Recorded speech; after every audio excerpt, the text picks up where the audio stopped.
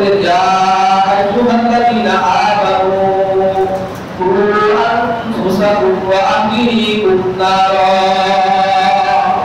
يا أيها الذين آمنوا هي দুনিয়ার ইমানদার মুত্তাকিন মুমিন বান্দারা قوا أنفسكم আগে নিজের বাঁচো ওয়া আহলিকুম নারা এবং তোমার পরিবার পরিজন যারা আছে তাদেরকে জাহান্নামের আগুন থেকে বাঁচাও।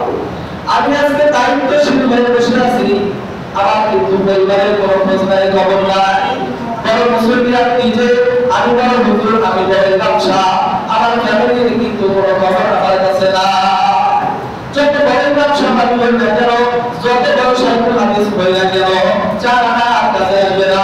ছেলের জন্য তোমার সাইকুল হাদিস হয়ে রাখতে, ছেলের জন্য তোমার জাহান্নামে যেতে হবে, স্ত্রীর জন্য তোমার জাহান্নামে যেতে হবে, মেয়ের জন্য তোমার জাহান্নামে যেতে হবে।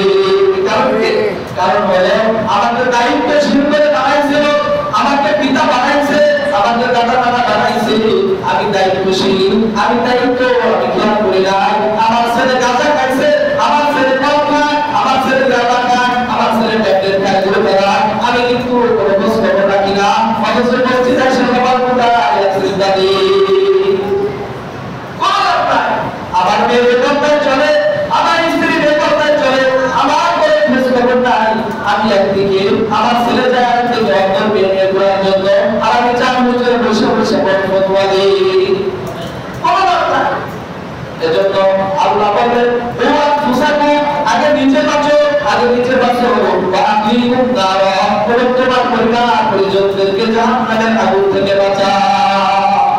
কোনো খবর নাই, সমস্ত গুনাহের কাজ করি আর বসে বসে বলি বাবা শান্তি দেয় না কেন, শান্তি দেয় না কেন? এজন্য কবিরা বলে শান্তি জ্ঞানে যায় দুনিয়া বসে পাবো কিনা, শান্তি কেন লাগে দুনিয়া।